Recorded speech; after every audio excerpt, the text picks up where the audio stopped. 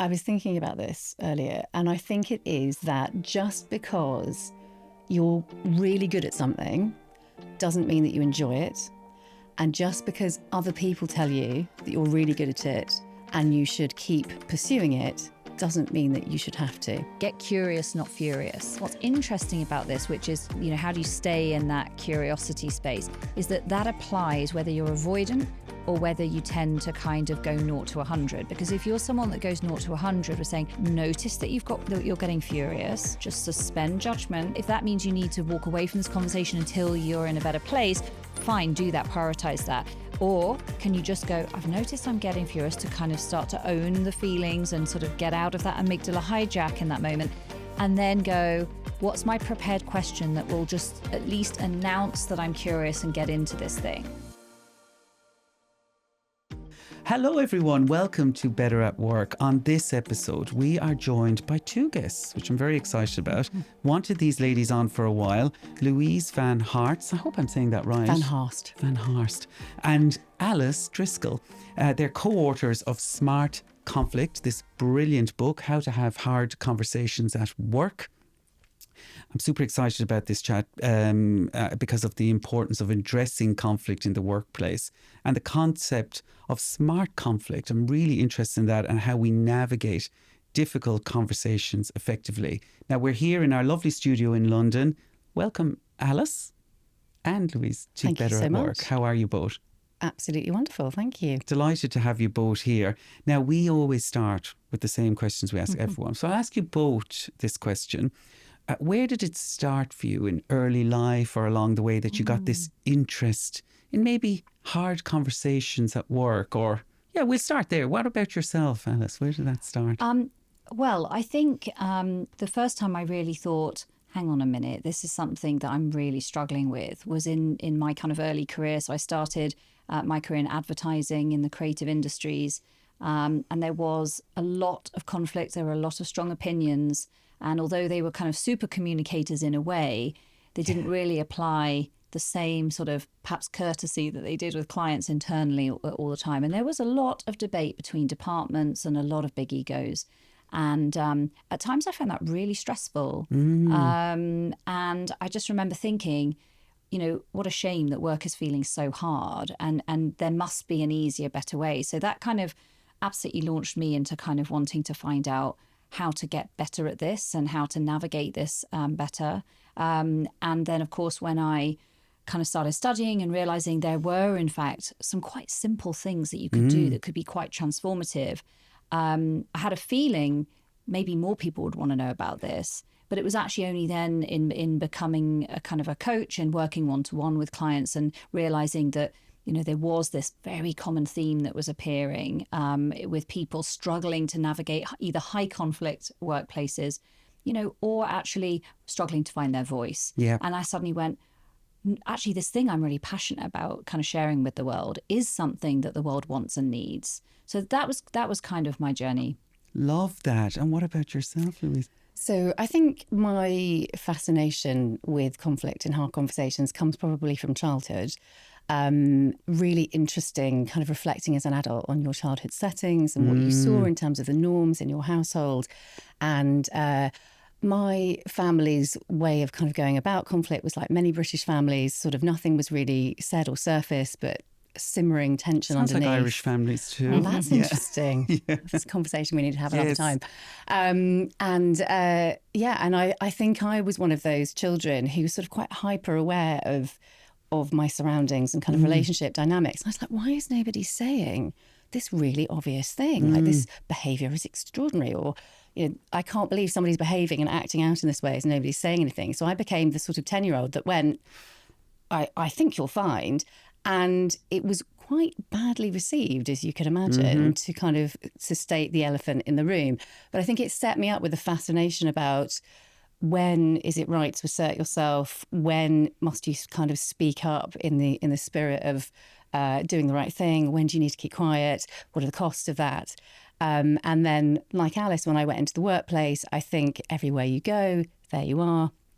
So I ended up in working for an NGO in human rights, literally life or death situations, lots of conflict around how to get things done, lots of stress and pressure, lots of big personalities.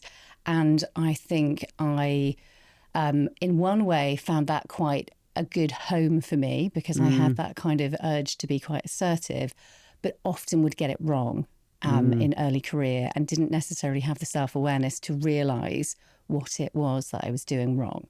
And I think beginning to realise the downstream effects of some of that, sometimes with one of these kind of painful self-awareness moments. And one of your previous guests, Tasha Urich, who I love, talks about those alarm clock moments. Oh my gosh, she's amazing. Alarm clock moments in your self-awareness. And I think I had a couple of those in my early career, and I thought, I've got to learn how to do this differently. I love this, because you both come from it from a different angle, because I would probably be more your angle in that things happened in younger life where I thought, okay, I want to help people have a better day at work, because I could sense some of my early work experience were due to maybe not working on myself in younger years. And then I'm intrigued with the two of you then. How did you end up, I hadn't this is a question, but how did you end up coming together? Because I think our listeners would be intrigued to go, we've got these two beautifully dressed ladies here this morning. I mean, look We've made an effort for you, Cathal. You've made it great. I feel underdressed here. How did you then come together? So it's an interesting story. So we met at Henley Business School. We were both on the masters in coaching and behaviour change. But we didn't actually come across each other because we're in different cohorts. But we met on one of these, for your accreditation, you have to do coach mentoring. And we met in one of those kind of mentoring groups. And at least from my perspective, I noticed that Alice and I were bringing very different case studies into the group than the rest. And we were working with people who were quite difficult, very emotional. We were often working with some very big topics and having to be quite assertive as coaches ourselves and quite strategic in how we were sort of supporting people. And I think in one way I felt that we were a bit of an oddity or anomaly in that group, but another way I was like, I've seen a kindred spirit. Yeah. Right. And I kind of saw Alice out after that and said, we must kind of talk about what we're doing. There was just that kind of immediate sense of, I just remember thinking, gosh, she's smart.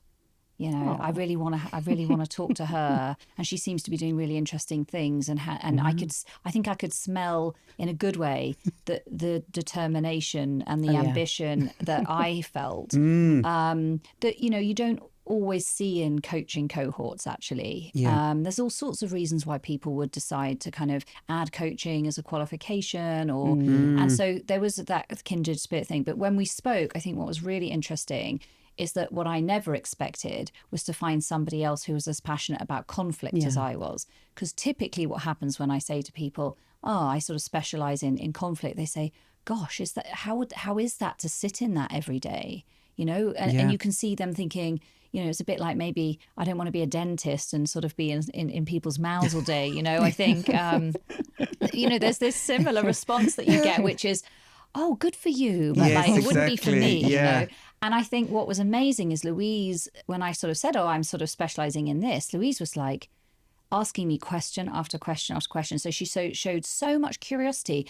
And then I think you had an aha moment where you were like, I haven't articulated it like this before, but I also am working a lot in this space. Conflict. Wow. Whereas I had sort of formalised that as a niche by that point. And you were like, I actually am so interested in this because it's presenting itself and I am doing this work. I just hadn't labelled it. Would that be fair? So I think you were spending your time sort of de-escalating conflicts and working more in that mediation space as well. I was. Whereas I think because of my own journey at work and my interest in the kind of clients who are coming to me, I was helping people to learn how to speak up. To take the space, to tolerate the discomfort, to recover afterwards, to do whatever they needed to do to kind of repair the relationship after they'd said the hard thing. And what it turned into, quite naturally, interestingly, I think one of the nice things about both of us is, yes, we are ambitious in the classic way, but I think what we are also is quite mission driven in wanting to do a particular thing in the coaching space. And we're also quite entrepreneurial. And I think what happened quite quickly because of that entrepreneurial drive, we went, well, I'm doing this half, you're doing this half. So if we put it together, it becomes this sort of full arc. And that's where then this came. exactly. I remember the moment Louise said to me, she was like, just explain to me how you work with, and I was going in to work with very senior execs and boards to help them de-escalate, quite fiery, you'd have two brilliant individuals, excellent in their sort of verticals. Yes. But of course it was, unable to work productively, and it was really affecting kind of team performance overall. So this is where you would have brought me in. To sort of see last resort, really, can this external person do anything before we sort of, have to make a very difficult decision about who's in and who's out. And I remember as Louise saying to me, it's so interesting what you're doing, but I think there's this whole other bit that tags on that you're not thinking about. And I was like, wow. I've never thought of it from that side. So it was sort of two specialists putting these two halves together. And it just felt like one of those moments where you go, God, it's so satisfying to see it as a whole. Well, I think it's great. And having you both come together on this book is brilliant. I was saying before we started the recording, it's been one of my favourite books I've read in the last while. Like, excellent. It reminded me a bit, I was saying, of Carolyn Webb's book, How to Have a Good Day. Because you could pick that up anytime at work and go, how do I deal with this or how do I deal with that? This is fantastic. You could pick up any time to go, I'm nervous about giving someone feedback. I'm worried about this conflict situation, etc. It's brilliant. But why don't we start with the phrase smart conflict? Because I think people will wonder, what do you mean by smart conflict? Who'd like to take that one? I'll take it. So there's a couple of ways of answering this. One is we had a couple of other ideas for titles and they were taken. So it forced us to be creative. True. But through that process, I think it forced us to think about what are we actually trying to do here? And one of the interesting things, working one-to-one with really senior, really smart people who have become very successful, often by being potentially quite aggressive, being very direct, not taking any prisoners, is when you're working with them to try and help them to change their style. Sometimes I've been invited to help them to change their style by their CEO. Sometimes they have sought me out because they've had a kind of self-awareness moment. But one of the conversations we often have is like, but why? This is so time consuming. All these niceties, I can just hit them with it. This is how I've been successful. And so we're going to say, you can do that, but is that smart in terms of the effect you're having on other people, the time it's taking, and to sort of de-escalate the dramas that are emerging around you. But also, is it smart? If your ambition is to the highest heights of senior leadership, what risk are you bringing with you as a candidate if you're known for kind of giving the hairdryer treatment to IT every time you turn up? That's not necessarily a smart way of moving through the world. Everyone knows those kind of people who are like that. And you often hear people go, I don't want to work. Oh, he's great, or he gets results, but oh, geez. Yeah. And so one of the reasons that this comes into smart conflict is that sometimes the way in. It's go, yes, but is that, so yes, that's, you could do that, but is this the smartest thing you could choose to do? It's almost like a strategic approach to conflict. And that would be a real way in with certain clients because they cared about being nice, but not enough to change their behaviour.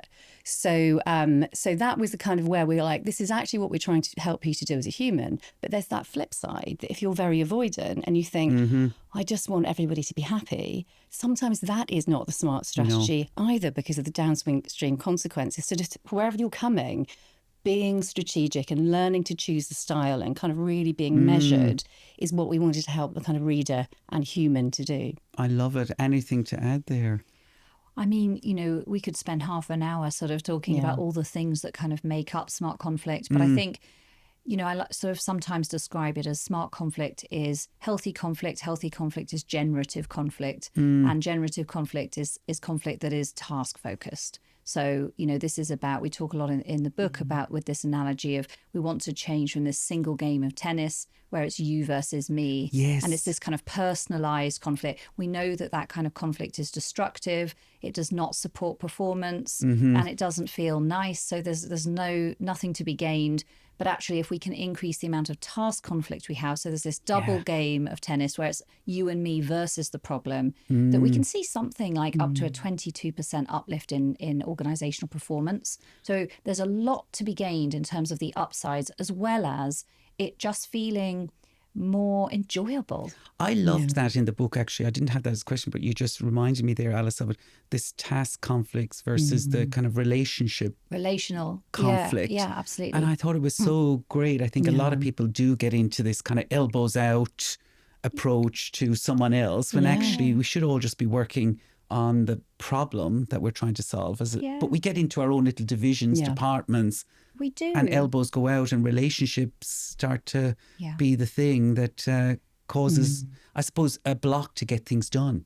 Absolutely. And relationships matter. And they matter to us because it matters to us to be included in the group. It's a safety thing, isn't it? From sort of our cave-dwelling ancestors. You know, we don't want to be outsiders. So, of course, it's an innate kind of preference to be liked, to be accepted, and to have kind of harmony. Totally. Which is why we kind of, as I had that there, you know, we feared the conflict. And I mean, it's not just in work, in life as well. You know, like, I mean, you guys must be brilliant. You must have no family dramas, Absolutely no nothing. No, of course. Wow. That was a quiet moment there. But I think, well, there's a couple of things. Is obviously we are different at home than we are at work. Yes. And actually sometimes we do have a little bit more freedom at work because we're not dragging kind of all the kind of deep interpersonal dynamic baggage that we are from our childhood setting and all of that. But I think the reason we often laugh about this is we make mistakes all the time at home and indeed at work still, because everybody is on a self-awareness journey. Everybody is always becoming. So we have made this our life's work because we were not very good at this in different ways. And we kind of outline this in the book. And we are still every day trying to get better at this. But nobody will ever be perfect because human beings are so complicated and we're always interacting with somebody else. So however perfect we might attempt to be, there's going to be something else going on the other side. Well, and I have a question on that because everyone's got this different style and you have a way for people to see what their style is as well. But I mean, I really, when I was going through the book as well, I really was interested in this role of kindness in how we go about hard conversations. Now, the reason I mentioned this before we started recording, Graham Alcott had I had a great conversation with him a few months back, and he says, he talks a lot about kindness and the difference between being nice versus kind. He goes, nice is for you, kind is for them, which I think is a really good way, because he would say, you know, if you get to the end of a meeting and say someone in your team hasn't done so well and they say to you, Cathal, how did I do? Nice would be, you did well, Louise. Yeah. It was good. Kind would be to say, Louise, you know what? Let's chat through it tomorrow. I think there's a few things we could have tweaked. Let's go through it tomorrow and work through it. And then I loved in the book, because then I was like, oh, wow, we've got a new one for kindness. And you say here, the practice of acting with respect, honesty and compassion while prioritising the growth and well-being of others. And I thought, you know, a nice culture often avoids the hard conversations and lets poor performance and bad behaviour slide. And what you're saying is actually acting with respect, honesty and compassion is very important, and it will help grow the people in your team and I suppose make the company perform better. But tell us a little bit more about why you anchored a little bit to kindness in your work. So the reason we've anchored to kindness and felt that, you know, it'd be helpful to unpack that a bit in the book is because in our work, what we have found is so many organisations are attaching themselves to a value of kindness or care, you know, it can be expressed as well, that can be interpreted or enacted in a way that means it's really difficult for sort of clarity and honesty to kind of live and be and coexist alongside this value of kindness and care. Yeah. And so I think it can become, even if with the best of intentions, a barrier for actually taking the action to be kind in the way that you've kind of described that this other author has, which, you know,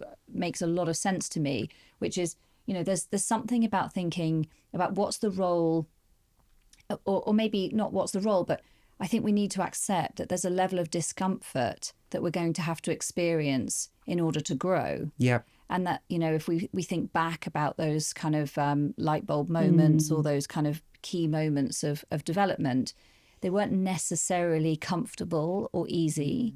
So there's something about time horizons in kindness and thinking if you're going to kind of share something that could enable somebody's growth, it doesn't mean it's going to feel nice or comfortable in the moment. Absolutely. So it just was quite clearly a mindset that is potentially getting in the way of people feeling able to share honest thoughts because they feel like they're having to make a choice between being honest and being kind.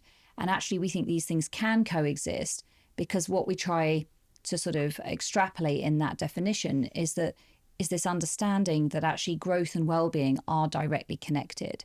So we have this innate need to move towards our potential as humans, to feel that we are moving forward and that we at least have the optimism and hope that we're moving in the right direction of travel. I totally agree. And actually what you do beautifully in the book is you give all these ways to go about, like, say, you know, doing it in a kind way, but also still getting to the right outcome. Like, I love the little scripts in there. Like, you know, are you happy for me to give you some feedback? And just really great. I thought language seemed important in the book as well, around how you position things. It is, and there's a reason that we do it is around the kind of the psychology and the neuroscience of how our nervous systems behave, because if we're suddenly surprised by some negative feedback, we can go into absolute kind of nervous system freefall, that fight, flight or freeze. So at least if there's a kind of sense of permission and an invitation that you think, oh, something is about to happen, that gives you a moment to kind of prepare yourself that there is a conversation coming. But also people really fear giving feedback. I think a lot of people really fear receiving feedback as well. Yes, I used to hate it. I told you I used to work at Goldman Sachs for many years, and I would be dreading the feedback on, what's going to come out. Well, it's absolutely awful. And, you know, why do we fear conflict at work? But it's the sort of similar answer. Why do we fear feedback? Yeah. Because one of the reasons is that we worry that it's a threat to our performance and our future, because what does this mean if I get this negative feedback? Does it mean that I'm, you know, not making the grade? How am I comparing myself to others? There's potential threat to the relationship because you think, oh my God, you know, you think this of me. Yes, yeah. And what does that mean in terms of, you know, how we're going to move forward? But also there's this powerful threat to our sense of self. So I hear something about myself that is jarring or is in my blind spot, and that can be quite shaming. Totally. But on the other side of that is that growth that Alice is talking about. I did not understand it at the time. And it's interesting. It was only maybe a year or so later, I looked back and went, that's what they were trying to say. In terms of being able to kind of have that self-awareness to kind of go, this is really painful, but actually this is probably the thing that's going to supercharge my growth and my potential, because there's nothing worse than going, why did nobody tell me? That's exactly it. And you know what? I mentioned Goldman, I worked there, and I found they were actually very good at giving you feedback. They gave you examples. It was very clear. I went to another organisation where feedback wasn't really clear. And I remember one lady, I gave her some feedback, and all of my peers had said the same thing about her. My boss had said the same thing about her. She'd worked there for a long time. When I gave her the feedback, she goes, I've never been given this feedback ever before. And we see it all the time. I was like, what the hell? And there's so many things wrong with that, aren't there? One, how long has she been underperforming unnecessarily? Yes, exactly. And not getting that promotion and not getting kind of the respect from her peers that she could have been having potentially for years. Exactly. I heard a great analogy. I had a client yesterday that said, you know, if you're a Formula One racing team and you just wait to give your feedback till at the end of the season. That is such a good analogy. You know, what happens? Yeah. And it's such a easy analogy to get hold of, isn't it? Yes. Think of all that missed performance for the individual, but also talking of shame, the idea of finding out that someone's been thinking this for years. Yeah. Not only have you got to recalibrate your identity in terms of that moment, but you've got to kind of rewrite the script of your understanding of the last few years. Exactly. That the shame is just kind of doubling, tripling, quadrupling at this point.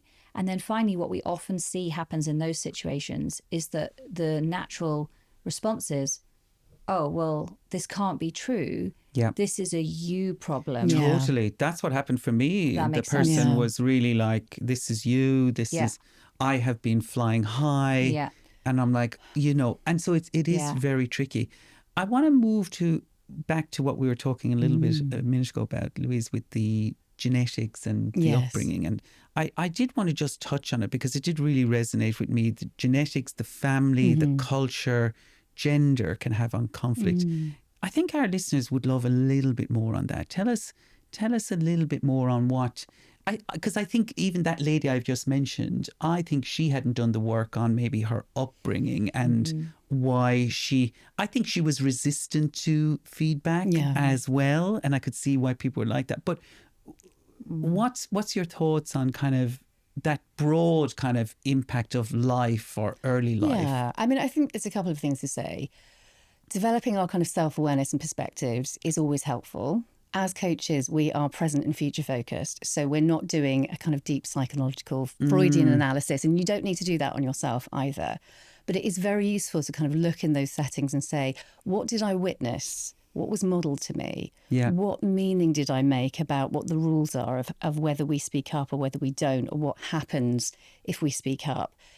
Do we make up afterwards, or is there am I stonewalled by somebody for a couple of days and I'm punished for speaking up? And kind of looking back to go, I may have incorporated some messages from my home life that are showing up today in a way that's not serving me. So even by being aware of going, I think it's an attribution error. I think if I do this, I have to do this.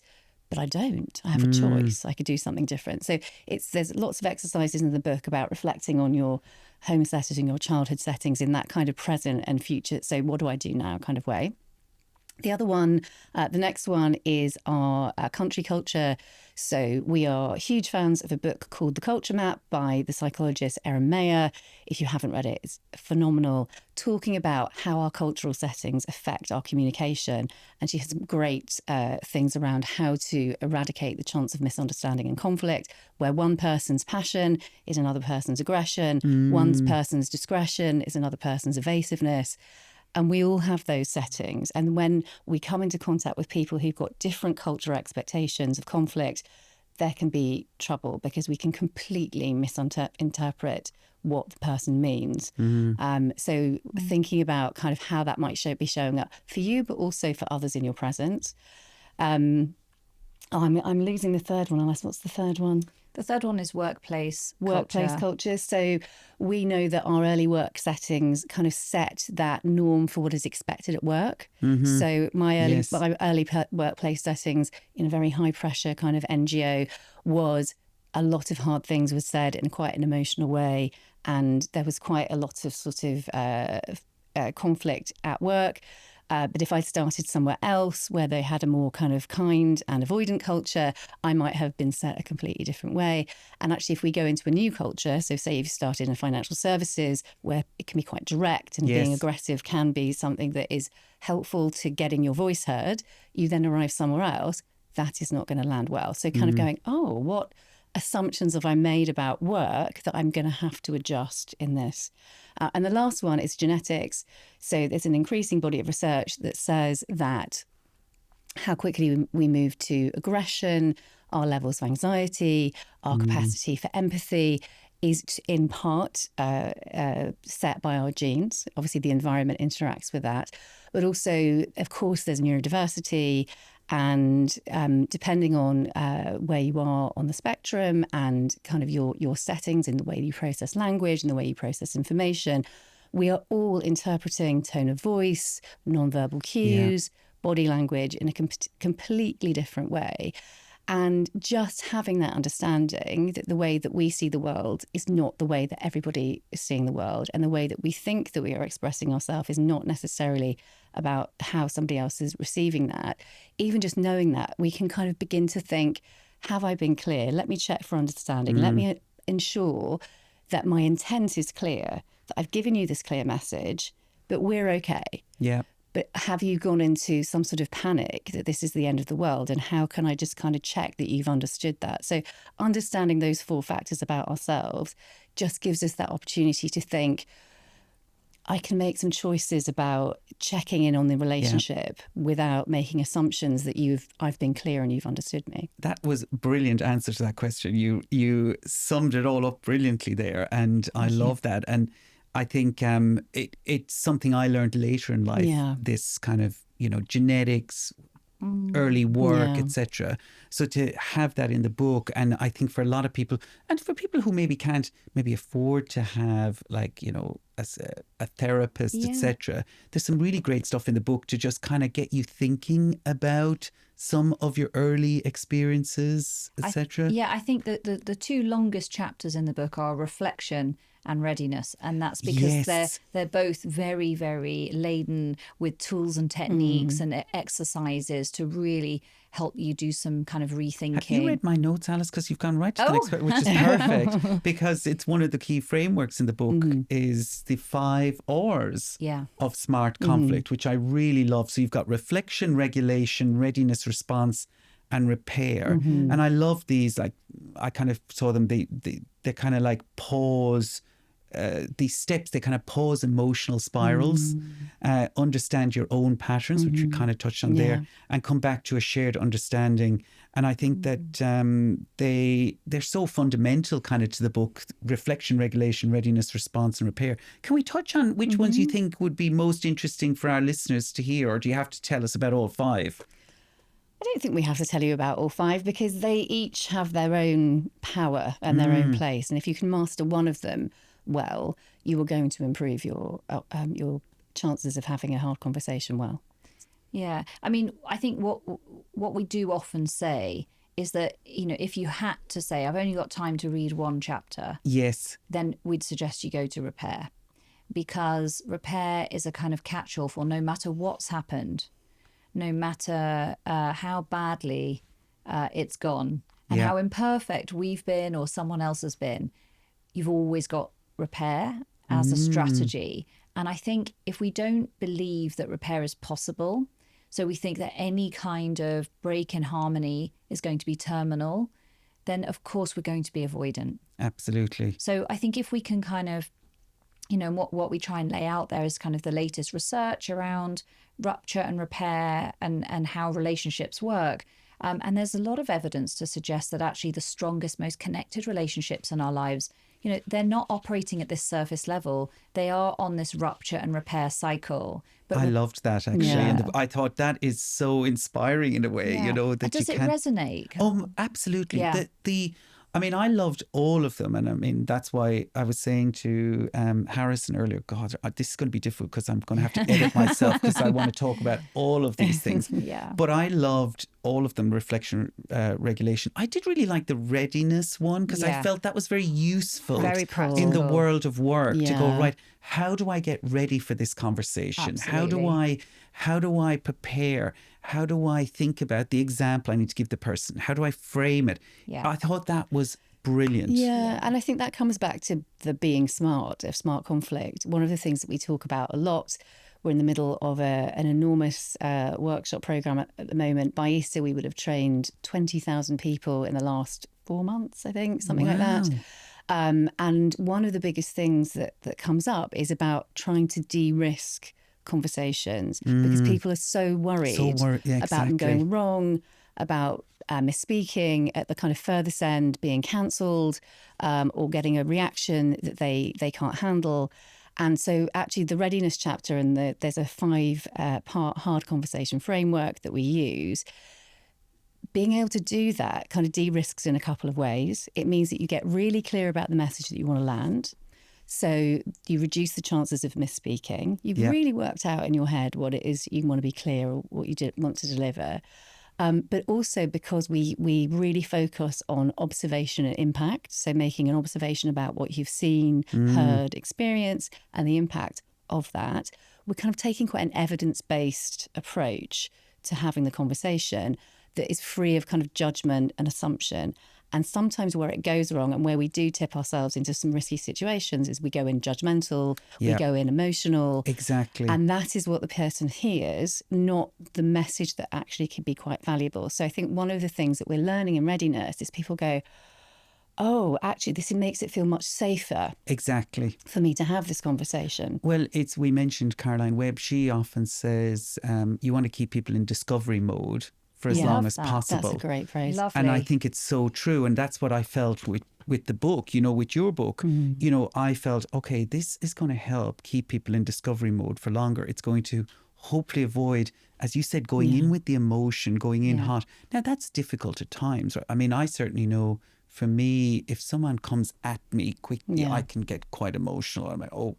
But I think if you're giving feedback, you have that time to prepare, you have that time to think through it. And I'm going to show the camera here. I absolutely loved the decision tree. Should I have a hard conversation decision tree? I thought that was brilliant, particularly, the fact that it says, feedback should be developmental, not just praise or critique, delivered close to the event and be future focused, to be actionable and effective, and really looking at this decision tree before you go ahead with it, which I think is really key, because I mean, going and giving someone feedback when they've just had a major, someone in their family is sick, like you said this morning, you were up overnight with a sick child. I mean, it's probably not the day if you told your manager that, for the person to say, well, I need to give you some feedback today, thinking about those things. Ideally, sometimes it can't wait because there's it's something has to happen before the 4 o'clock meeting. Yes. But in an ideal world, there is something about choosing the timing as being key. Yeah, it's interesting. The flowchart has taken on a life of its own and is now adorned across tea towels and corporate office walls around. I really liked it. I thought it was. You can see it got a big old post-it there as well. Maybe watch out for the Christmas post, Cathal. Oh yeah, I'll keep an eye. But I think that we're at that time of year. You mentioned Christmas. It's like performance. End of year performance reviews. And, we touched on this. So many people are so stressed about it. I've had quite a few calls over the last few weeks from people saying, I'm really annoyed. They've left us at the end of the year to tell me these things. Yeah. I'm now not getting a bonus. It becomes, because then people associate the bonus with, their worth and etc. Yeah. So this is why this book is so vital for people, managers, and even if you're not a manager, to actually have something like this. It's such a great guidebook for all kind of conversations that you're having at work. I'm delighted to hear that you think that, because that's why we wrote it. It was kind of the book that our clients were asking for, that we could never find something to recommend. And we're like, I think we need to write it. It's so good, the translation of the science and the research into actual action. I think the way that we've done it is that we are, at heart, we're practice-based. Yeah. So we have spent thousands of hours having conversations one-to-one, with teams, with groups, where we've had to help people do this for real. And we've kind of had to, we've had to nail our colours to the mast and go, try this. And then we've gone, oh, it's really worked. So I think that's basically how we've done it, is we're using the things that we know that have worked for people. That's brilliant. It's funny because for us, the book is the book of the workshops we run. So the book actually was fairly, it's time consuming and it sharpens your thinking and it's all the brilliant things that going through the process. I really wasn't sure how I would experience it. I don't identify myself as a kind of good or easy writer, but I found that it was such a rewarding experience. But I think in large part that's because although we did definitely dive into some research coming off the back of a behaviour change master's, we had a lot of the evidence base fresh in our minds, but we wanted to write this book for people who are, yes, of course, HR specialists, but also, people, execs, senior execs, or anybody who maybe this is their first introduction to thinking about things like this. So we wanted to really pitch it as an easy read, not a self-indulgent piece, but absolutely backed up by the research. And so it's a sort of hybrid of what we are really, which is, academically interested and rigorous. And we take that side of things and our work very seriously, but really wanting to be clear, applicable and practical in the way that we work. It really is. It's so good. And I know that I'm running out of time, but I'm like, there's so much other stuff in here. You know, the 6 conflict styles that individuals tend to use when under pressure: avoidant, accommodating, compromising, competing, aggressive, collaborating, and inflexible. And I really liked how you had this kind of 2 axes of conflict, confidence versus desire to win. That was really good. In a few seconds, could you explain that to people who might go, what the hell do you mean conflict, confidence versus desire to win? It's hard to describe in a few seconds, but I'll try my best. So we know that there are a couple of factors. There are many factors, but there's 2 that we kind of choose to focus on because they're easy to get hold of. How confident am I in general about a conflict? So we'll know those people, it's like water off a duck's back. Yeah. I hit them with it, I'm all right. I can kind of tolerate that discomfort. So you would say you have high conflict confidence. There are others of us who would do almost anything to avoid even a slightly edgy conversation. So then we'd say we'd have low confidence. But that's not the only story, because if you take our desire to win, our desire to either get it right or be right, and often we do have a strong desire to be right because it's very attached to our kind of sense of self. If we have a high desire to get it right, like solve the problem or be right, we can often overcome a low set of conflict confidence to go in and have a hard conversation. But we might do it in a way that we're overcorrecting. So we're kind of getting into that inflexible space. So we will come back maybe and talk about the 6 styles. I mean, I have to do the online assessment because I was going, wonder what is my own default conflict style. And, you know, I was going, okay, I think back to my upbringing, there was a little bit of ignoring as children. If there was a bit of conflict, we got a bit of that. And I think I've tried to move past that. I do in the workplace, it never happens. But sometimes I go, oh, you know what, that person's really annoyed me now. I'm just going to take a step back, set a boundary, blah, blah, blah. But it's not always the right thing to do. No. The other thing I loved in the book, which we touched on, is this enforced harmony within teams. Yeah. And you know, we see that all the time. Teams like, oh, we've got a nice culture. But actually, you know, you kind of want some healthy disagreement. Is there any kind of strategies you say that can help people have, or teams have, let's call it healthy disagreement? I mean, I think one of the biggest unlocks when we do the workshop with even very senior people is making the mindset shift between the relational conflicts. So it's like a game of singles tennis. Yeah. So it's like, I'm right, you're wrong, I win, you lose, and we're scoring points, to getting into task conflict, which is like a game of doubles tennis, which is you and me against the problem. And even taking that mindset of saying, okay, I noticed that I'm in this game of singles tennis. How do I get this person to join me on the other side of the net where we're trying to solve the same problem together? And in the book, there are tons of techniques about how to do this practically. But even we sometimes see it on the faces of the workshop participants and they go, I have never seen it like that before. And now I've seen it, I can't unsee it. And this is unlocking for me how I'm going to move somebody to the side of the net that I'm standing on. So I think that's one of the big things. I think one very specific and practical thing which builds on some of the conversation we've had is we use a phrase in the book that has also made its way onto a tea towel out of pure demand. I need some of these tea towels. I know. I think they're actually arriving at my house at the Christmas order in a few hours. So don't worry, we'll pop your name on one. It's get curious, not furious. And I think what's interesting about this, which is, you know, how do you stay in that curiosity space, is that applies whether you're avoidant or whether you tend to kind of go 0 to 100. Because if you're someone that goes 0 to 100, we're saying, notice that you're getting furious, just suspend judgment. You know, if that means you need to walk away from this conversation until you're in a better place, fine, do that, prioritize that. Or can you just go, I've noticed I'm getting furious, to kind of start to own the feelings and sort of get out of that amygdala hijack in that moment, and then go, what's my prepared question that will just at least announce that I'm curious and get into this thing. So, but also if we're avoidant and we're thinking, what will they say if I share my true thoughts right now? What if you were just getting curious? Yeah. In a way, you know, so it's get curious, don't worry about them getting furious kind of thing, if that makes sense, you know, because there's still, I think it's a useful phrase, whichever end of the scale you're operating at. Well, you know, I loved so many of the phrases in the book, and I'll finish with one. I love this kind of ripcord phrase. Yes. When you need to elegantly exit or give yourself time to think, such as, I wasn't expecting to have this conversation. I need some time to reflect so I can give you a considered response.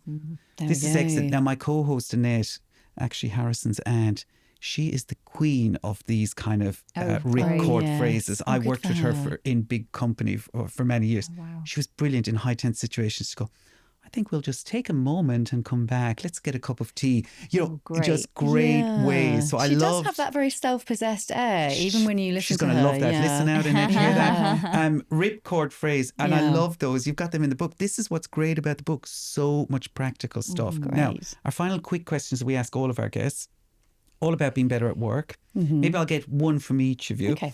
I'm going to ask Alice. Okay. What's the smallest possible change our listeners could do to have an impact and a better day at work tomorrow, do you think?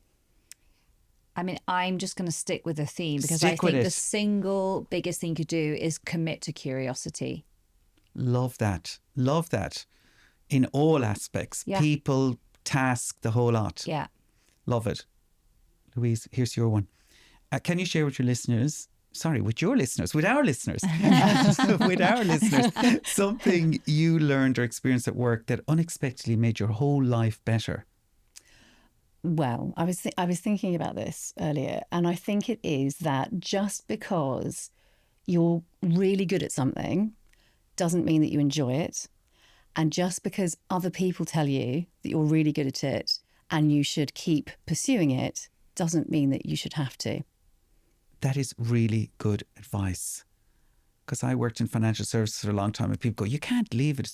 You're really good. You're such good money. I'm like, but it's not aligning with I think that's great. What sparks joy. Yeah. Love that. And final one, we'll go back to you, Alice. Can you recall the best advice you've ever received that's made you better at work? Yeah. And I think it makes sense why we've written this book, because I remember a really defining moment. I was really bad at getting feedback. I took it incredibly personally. It was a quite earth-shattering experience to be told anything wasn't perfect, because I was a type A overachiever. I'm looking in the mirror with huge perfectionism. But for me, the minute that I wasn't getting a round of applause and an A star, which of course I got most of the time, but I worked so hard and it was exhausting. But even I didn't get everything right, because that's not possible. And actually it drives that kind of very goal-focused driven behavior meant that I had the opposite problem in a way to kind of the harmony. You know, I was like, if I fail at kind of delivering on what I've been assigned to deliver, you know, I don't ever want to be in a position where I have to sit there and say, we didn't hit the targets, we didn't hit the goal, which meant that when push came to shove, I did double down on the goal over harmony, which, you know, was not always the right call and didn't always make me the most popular person. And I remember a moment where somebody finally said out loud something that I had honestly never occurred to me. And I would have been in my late 20s and I had done extremely well, but I had been promoted despite some of my behavioral challenges because people went, oh, she's really, you know, doing incredible work. And one day somebody sat down and went, you know, there are these behavioral challenges with the way you're showing up. And I was in floods of tears because you think, I couldn't be trying harder. I couldn't be doing more. What pound of flesh could I give up because there's nothing more I could be doing? You know, it's a really intense kind of experience. I remember this manager saying to me, so you do know that when I give you this feedback, it's not that I don't like you. Yeah. That this, you know, you and I, you know, and our kind of connection and our relationship and the value that I hold in you is all still there. It'd just be great if we could just work on this thing. And it was like a proper light bulb moment. It sounds almost embarrassing to think of that as a light bulb moment. Not at all. But so many of us go through no one that. had actually said that out loud to me before. And I didn't know it was an unconsciously held belief that every time I heard the feedback, I was collapsing as, you're not good enough. Yeah. That's what I heard. It didn't matter what it was. And so someone had to say, oh, I think, is this going on right now for you? Can I just unpack this? And I was like, sorry, I just hit the mic. I think, well, it's a mic drop moment, there you go. Honestly, thank you for sharing that. I think a lot of our listeners will resonate with that, even myself included there. Listen, thank you so much, Alice, Louise. Thank you. Brilliant book, Smart Conflict. There it is, with lots of Post-its in it. It's the practical, empathetic guide to turning workplace tension into trust. And for more information on Smart Conflict, you can go to thepowerhouse.company. I checked that 7 times to make sure it was right. Yeah. Thepowerhouse.company. There you will find out more about the book, Alice and Louise's coaching and leadership programs. Plus, you can take the conflict style quiz, which I need to take. I didn't get time, but I am going to take it. There's a team one, so you can get a team assessment for how do we handle conflict as a team, and then there's an individual default style Okay, I didn't one. see the team one. We'll put that up as well. And do join me next week with Annette for listeners' questions, and she will be giving us her takeaways from this lovely chat wait. with Alice and Louise. Thank you so you so much. much. Thanks for coming into us here in London. It's been an absolute pleasure. pleasure. And thank you for writing a brilliant book. Oh, thank you. Glad Thank you, enjoyed it. everyone. See you soon.